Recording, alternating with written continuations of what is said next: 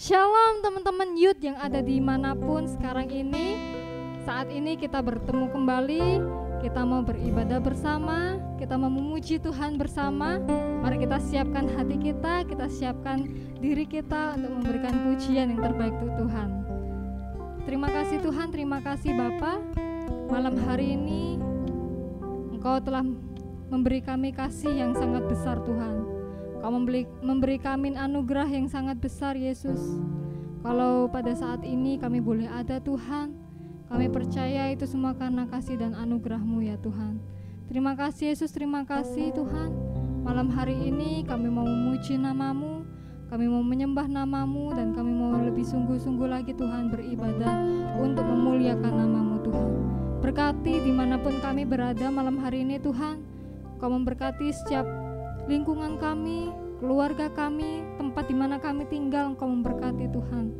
Dan biarlah Engkau memakai setiap kami melalui ibadah ini bisa menjadi berkat buat teman-teman kami, buat keluarga kami, buat lingkungan dimanapun kami berada.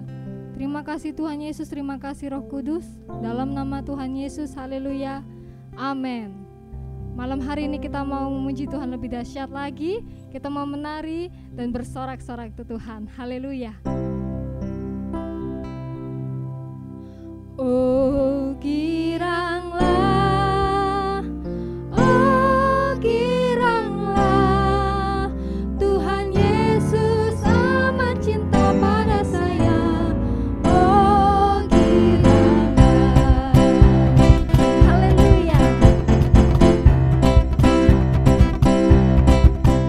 Memasuki gerbangnya dengan hati bersyukur, halamannya dengan pujian. Tempatku hari ini harinya Tuhan, ku bersuka sebagai kirangmu.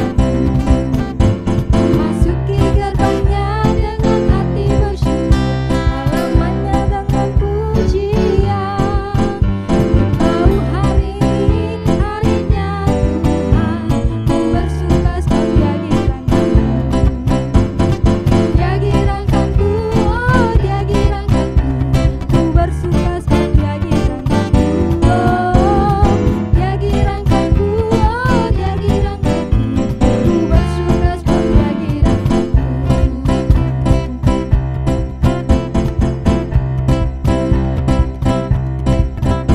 Memasuki gerbangnya dengan hati bersyukur, halamannya dengan pujian. Aku hari ini harinya Tuhan, ku bersuka sebagai girangkanku.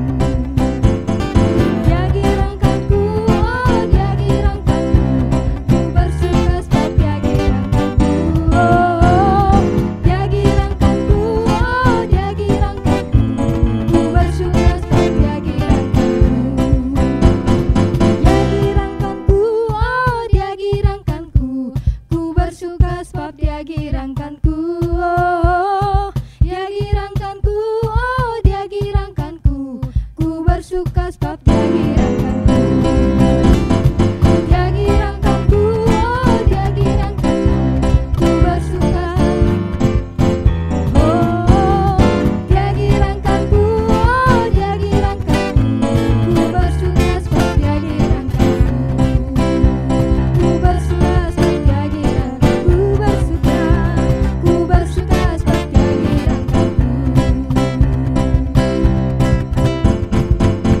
Haleluya, terpujilah nama Tuhan.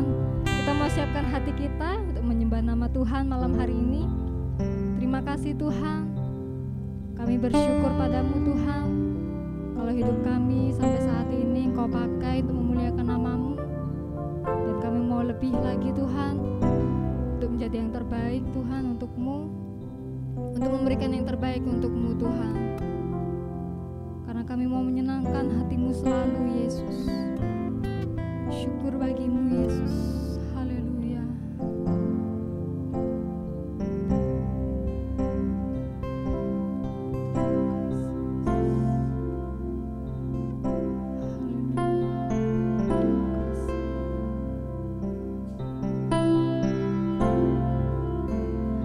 Betapa hatiku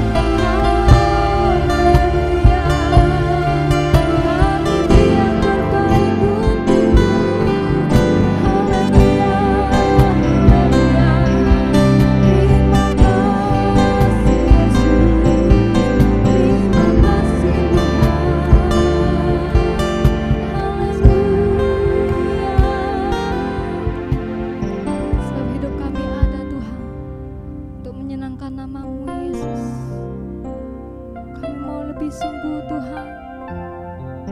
Kami mau merendahkan diri di hadapan-Mu Tuhan. Kami menyenangkan nama-Mu Yesus.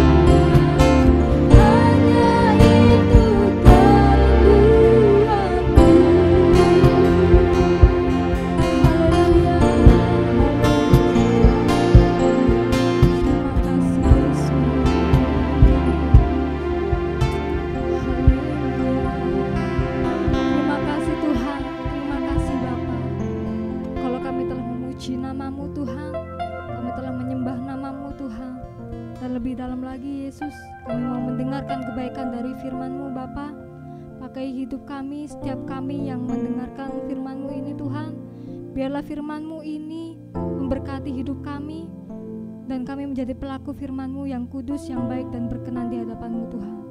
Terima kasih Tuhan, terima kasih Kau memberkati juga hamba-Mu yang akan menyampaikan firman-Mu malam hari ini Tuhan. Biarlah hamba-Mu ini menjadi berkat dimanapun hamba-Mu ini berada Tuhan. Terima kasih Yesus, terima kasih Roh Kudus. Di dalam nama Tuhan Yesus Kristus kami telah berdoa. Haleluya. Amin. Shalom, rekan-rekan youth yang dikasihi Tuhan, dimanapun Anda berada saat ini, mari kita belajar bersama-sama kebenaran firman Tuhan yang dengan tema menyenangkan hati Tuhan. Nah, saudara-saudara yang dikasihi Tuhan, untuk tema ini kita bertanya bahwa apa menyenangkan hati Tuhan itu bentuknya seperti apa, dan apakah yang sudah kita lakukan saat ini betul-betul sudah menyenangkan hati Tuhan. Yang menjadi pertanyaan adalah apa parameter sehingga kita mengatakan bahwa apa yang kita lakukan itu betul-betul menyenangkan hati Tuhan. Paling tidak kita memiliki parameter, yaitu firman Tuhan. Nah, malam hari ini, saat ini kita akan belajar bersama-sama apa yang Tuhan katakan dalam firman-Nya mengenai siapa dan perbuatan apa yang kira-kira menyenangkan hati Tuhan. Kita akan baca satu ayat di dalam Mazmur pasal 147 ayat yang ke-11. Saya bacakan ayatnya. Di sini Tuhan mengatakan bahwa, firman Tuhan mengatakan bahwa Tuhan senang kepada orang-orang yang takut akan Dia, kepada orang-orang yang berharap akan kasih setia-Nya. Nah, saudara-saudara, ada dua hal pemazmur Daud ingin sampaikan, bahwa ada dua hal yang membuat hati Tuhan senang. Ada dua hal sikap kehidupan manusia yang membuat Tuhan itu bisa disenangkan. Mazmur Daud mengatakan Tuhan itu senang kepada orang-orang yang pertama adalah takut akan Dia. Dan orang yang kedua adalah Tuhan senang kepada orang-orang yang berharap kepada kasih setianya. Kita lihat dua hal ini. Ketika kita berbicara tentang takut akan Tuhan, sebetulnya kita berbicara tentang sifat-sifat Allah. Yang perlu kita ketahui adalah ketika kita menyembah Allah, ketika kita memuji Allah, kita harus tahu sifat Allah yang kita sembah itu apa saja. Yang seperti kita ketahui bahwa Tuhan itu adalah kasih, Tuhan itu adil, Tuhan itu sabar, itu adalah sifat-sifat dari Tuhan kita. Nah, dalam ayat ini dikatakan Tuhan senang kepada orang-orang yang takut akan Dia. Takut akan Tuhan itu definisinya sangat luas, saudara. Bukan hanya takut seperti ketika kita ketemu dengan hantu. Nah, itu beda. Ya, jadi takut akan Tuhan itu tidak seperti kita ketika Adam jatuh dalam dosa, dia takut ketemu dengan Tuhan. Ya, coba ketika kita memposisikan diri bahwa kita ini orang berdosa, seperti halnya Adam ketika dia jatuh dalam dosa, dia takut. Tapi bukan takut seperti itu yang Tuhan mau. Ketakutan Adam bukan membuat Adam itu semakin mencari Tuhan. Justru dia bersembunyi dari hadirat Tuhan. Tapi yang luar biasa, ketika kita percaya kepada Tuhan, bukan kita yang mencari Tuhan, tetapi Tuhan yang mencari kita. Seperti halnya Tuhan mencari Adam. Dia tanya, Adam, di mana engkau berada? Dan terbukti perbuatan Adam, keberdosaan Adam itu membuat kita jauh dari Tuhan. Ya. Jadi berbicara tentang takut akan Tuhan, itu berbicara tentang Tuhan yang baik, Tuhan yang kasih, Tuhan yang adil, Tuhan yang penuh dengan kemurahan. Dan kita lihat ketika Tuhan menciptakan manusia sebelum jatuh dalam dosa, di situ Allah membuat satu perjanjian dengan Adam. Ya. Satu perjanjian dengan Adam. Jadi ada perjanjian antara Allah dengan Adam, tetapi karena adanya dosa, janji itu ingkar. Adam tidak bisa menepati janjinya kepada Tuhan karena dia jatuh dalam dosa. Kemudian di dalam perjanjian lama, di situ ada Nuh, ada Abraham, ada Musa. Tetap perjanjian itu tidak bisa dikembalikan seperti semula. Karena apa? Karena adanya dosa. Karena Adam jatuh dalam dosa, sehingga mengakibatkan keturunan berikutnya berdosa. Dan Allah tidak akan mungkin mengikat perjanjiannya dengan orang berdosa. Karena pada waktu mengikat perjanjian dengan Adam, posisi Adam belum berdosa. Oleh sebab itu, kalau kita membaca Alkitab, itu garis merahnya adalah perjanjian. Perjanjian lama yang rusak oleh dosa, akhirnya ketika ada perjanjian baru, perjanjian itu diperbaharui. Siapa yang bisa memperbaharui? Yang memperbaharui perjanjian itu hanya orang yang tidak berdosa. Dan orang yang tidak berdosa itu siapa? Yesus Kristus. Hanya Yesus Kristus yang mampu mengembalikan perjanjian Allah dengan manusia. Oleh sebab itu Alkitab katakan kebaikan manusia itu di mata Allah adalah sebuah hal yang kotor. Kesalehan manusia itu seperti kain kotor. Apalagi keberdosaan manusia. Jadi manusia sendiri tidak bisa membalikan perjanjian antara manusia dengan Allah. Hanya Yesus yang bisa mengembalikan perjanjian itu. Ya, jadi ketika kita percaya kepada Yesus, di sini Alkitab katakan Tuhan senang kepada orang-orang yang takut akan Dia. Ketakutan itu bukan berarti kita takut lagi ketemu dengan Allah, bukan, saudara. Kita lebih mengarah kepada ketakutan itu kita taat. Seperti halnya ketika anak dengan orang tua. Ketika anak itu menghormati orang tua, dimanapun dia berada, dia akan menjaga nama baik orang tuanya. Ya, itu ketakutan seperti itu yang Tuhan mau. Bukan seperti takut ketika bertemu dengan Tuhan karena merasa bersalah. Jadi ketika kita takut akan Tuhan, itu berarti ketakutan secara moral. Bukan ketakutan seperti kita melihat hantu atau melihat orang yang mau mencelakai kita. Tapi ketakutan kita kepada Tuhan lebih kepada ketaatan kita melakukan apa yang Tuhan mau. Ya. Kemudian Tuhan senang kepada orang yang kedua, yaitu orang yang apa? Orang yang berharap akan kasih setia Tuhan. Kasih setia Tuhan ini juga salah satu sifat dari Allah kita. Allah adalah kasih. Allah juga setia. Kalau dalam bahasa Inggris dikatakan mercy. Kalau dalam bahasa Ibraninya dikatakan hesed.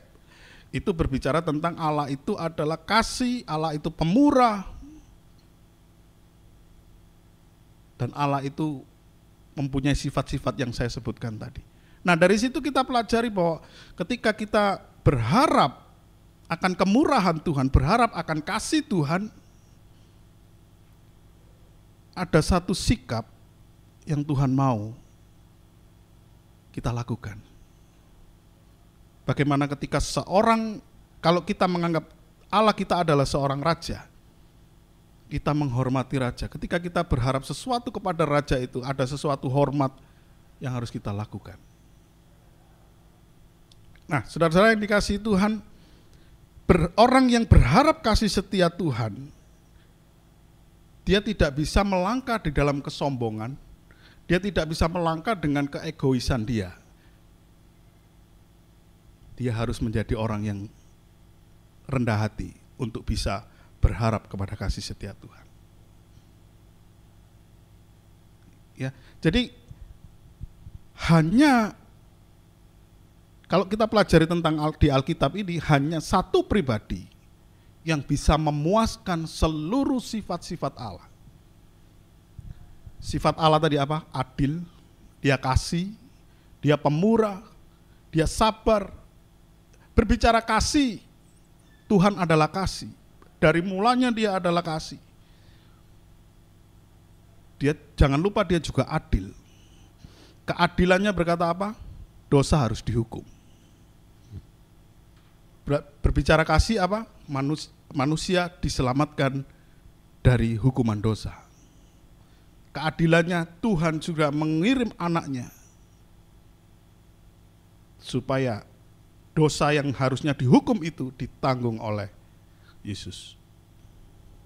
Oleh sebab itu Yesus katakan, barang siapa yang percaya kepadaku, dia tidak binasa tetapi beroleh hidup yang kekal.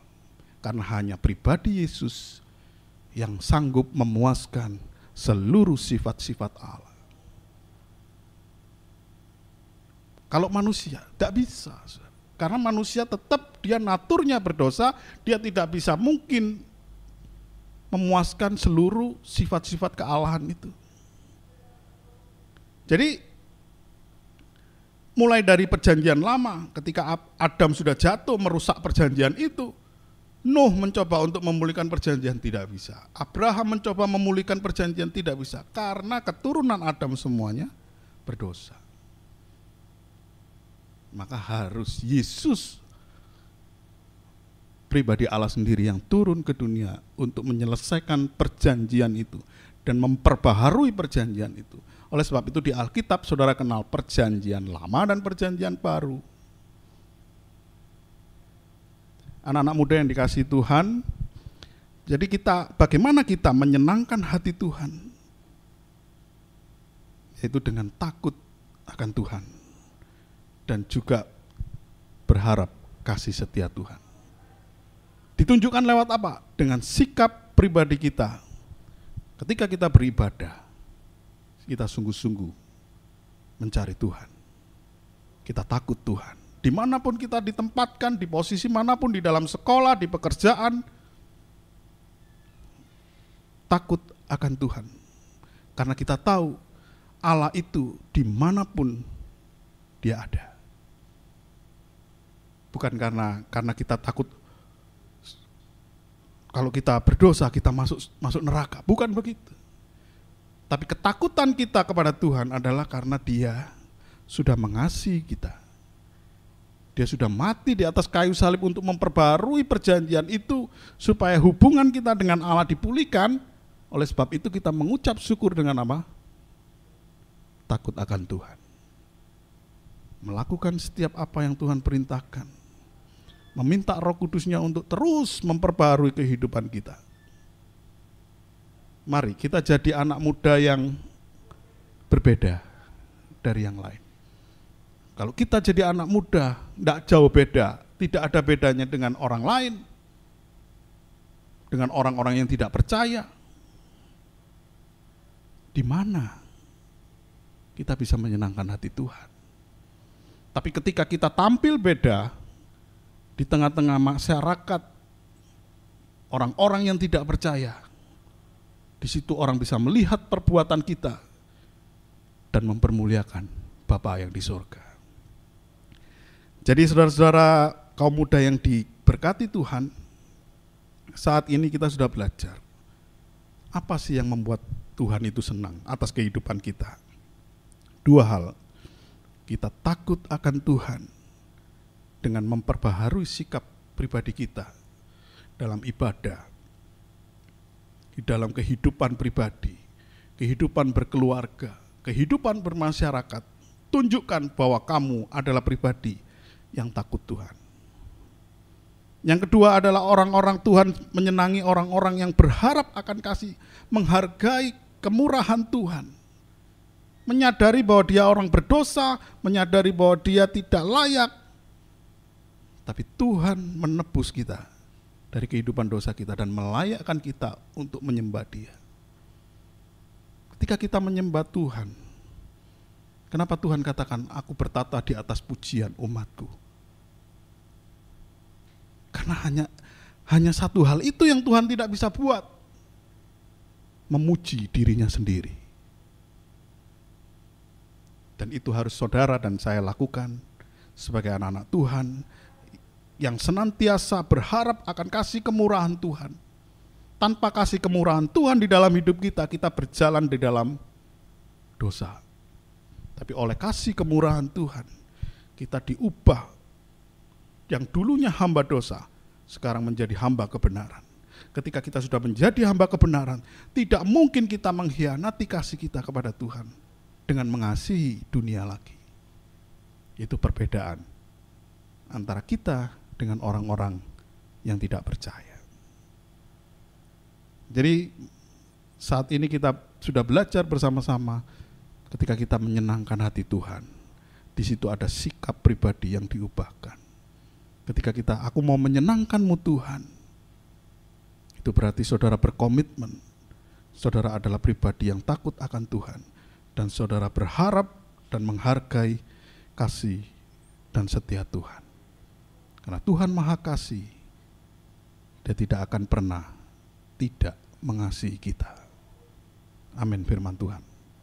Mari kita tundukkan kepala. Hamba-Mu sudah berhenti berbicara, dan biarlah firman-Mu ini terus menjadi rema di dalam kehidupan anak-anak muda-Mu saat ini. Terima kasih Bapa, kiranya kasih setia-Mu terus ada bersama-sama dengan kami. Jadikan anak-anak mudamu dimanapun mereka berada, mereka menunjukkan satu pribadi yang berbeda dari orang-orang yang tidak mengenal Engkau. Sehingga melalui perbuatan dan sikap tutur kata mereka, nama Tuhan boleh diberkati, nama Tuhan boleh dipermuliakan. Terima kasih buat kebenaran firman-Mu saat ini. Kami menyerahkan kehidupan kami ke dalam tangan kuasa-Mu. Di dalam nama Tuhan Yesus kami berdoa dan mengucap syukur. Tuhan memberkati. Oke, halo teman-teman yang ada di rumah. Terima kasih kita setelah kembali lagi untuk beribadah bersama Tuhan. Sekalipun kita tidak bisa ibadah secara langsung di gereja, tetapi kita tetap akan ibadah secara online. Kita bisa mengikutinya di YouTube channel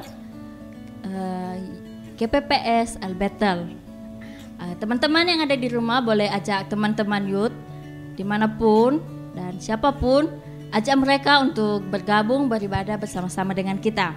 Nah, teman-teman yang ada di rumah yang sedang menyaksikan ibadah online Pemuda GPPS Albetel, ibadah kita dalam sebulan ada 2 kali, di minggu kedua dan minggu keempat. Jadi teman-teman jangan lupa ya, ajak teman-temannya sebanyak-banyak mungkin. Kita akan diberkati oleh kebenaran firman Tuhan. Dan juga teman-teman yang ada di rumah, jangan lupa datang ibadah setiap hari Minggu jam 8 pagi. Jadi teman-teman, mari kita bersama-sama maju, mari kita bersama-sama bertumbuh di dalam Tuhan. Amin. Tuhan memberkati.